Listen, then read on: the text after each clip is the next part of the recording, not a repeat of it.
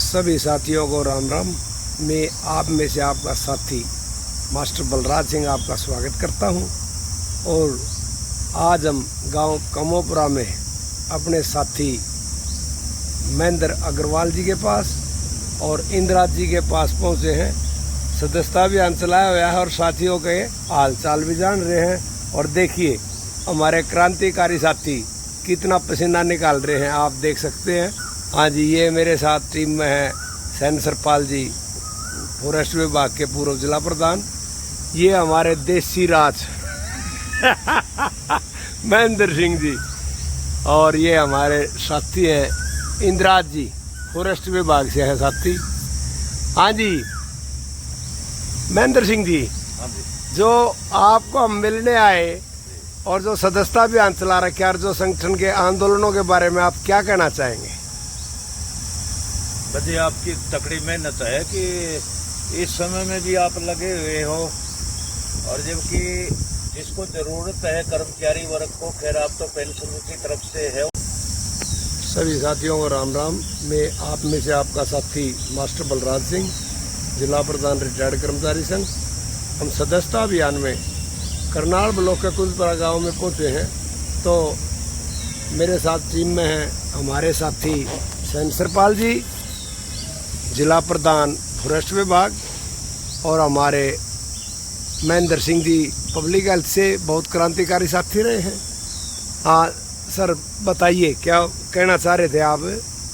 जी मैं ये कहना चाह रहा हूँ, वर्तमान समय में जो आप मेहनत कर रहे हैं बहुत ही बधाई के पात्र हैं आप, क्योंकि पूर्व समय पे जो संगठन की ताकत थी वो तो मैं महसूस करता हूँ कि अब वो ताकत नहीं है। फिर भी आप पुराने साथी हैं, अपना आंदोलन लड़े हैं, हम भी आपके साथ थे।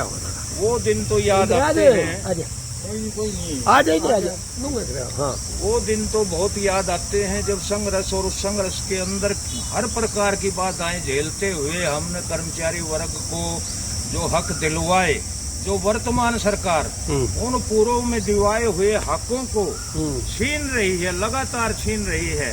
और दूसरी बात, आंदोलन के जो पैमाने थे, आंदोलन के समय सरकार का भी कोई दायित्व बनता था, सरकार बातचीत सुना करती थी, एक दबाव होता था कर्मचारी का, मजदूर का।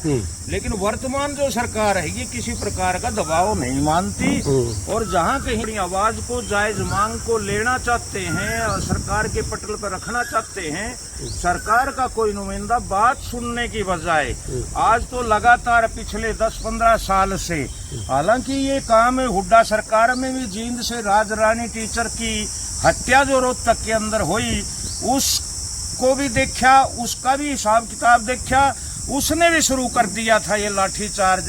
और वर्तमान सरकार ने तो कुछ देने की बजाय जैसे ही कर्मचारी या पेंशनर अपना कोई पटल पे बात रखना चाहते हैं तो तुरंत लाठी का बल का प्रयोग किया जाता है, जो कि बिल्कुल अनुचित है। और वर्तमान समय में जो सेंट्रल गवर्नमेंट की तरफ से बातें अखबारों में, टीवी में, फेसबुक पे आ रही है कि पेंशनर को भविष्य में फायदा नहीं दिया जाएगा। दुख की बात तो ये है 1992 से पहले इन MLAs को, MPs को एक भत्ता मिलता था। 1992 में मार्केटिंग बोर्ड के लिए हमने पेंशन की मांग की। हमारी बात तो बहुत देर में, कई सालों में सुनी गई, लेकिन इन MLAs को पता भी नहीं था कि पेंशन चीज क्या है।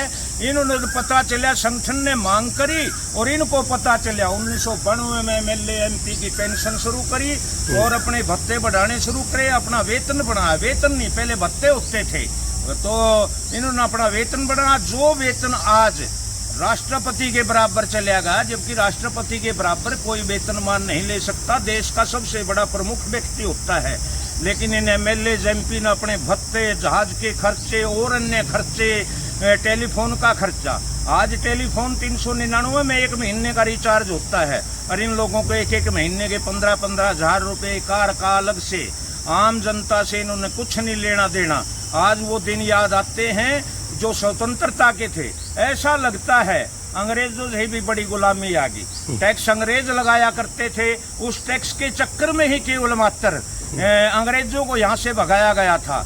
लेकिन ये अंग्रेजों के बाप पता नहीं फूफा क्या आगे, हर चीज पे, खाने पे, दाने पे, दूध पे, रास्ते पे है। रास्ता तो एक फ्री का होया करता, आज हरियाणा में छोड़ पूरे भारत में कहीं भी जाएं, हर रास्ते पर हमने टोल टैक्स देना पड़ता है। जबकि गाड़ियों का जैसी कीमत है 6 लाख से कम की गाड़ी पर 6% और उससे ऊपर की गाड़ी पर 8%, लाख 2 लाख। अब जैसे शिवम एक गाड़ी हमने ली थी, उसका 1,30,000 RC बनाने का खर्चा, और अब हम जहाँ कहीं रिश्तेदारी में जाते हैं पेट्रोल से दुगना खर्चा टोल प्लाजा का। जिन्होंने रास्तों की भी कीमत लेनी शुरू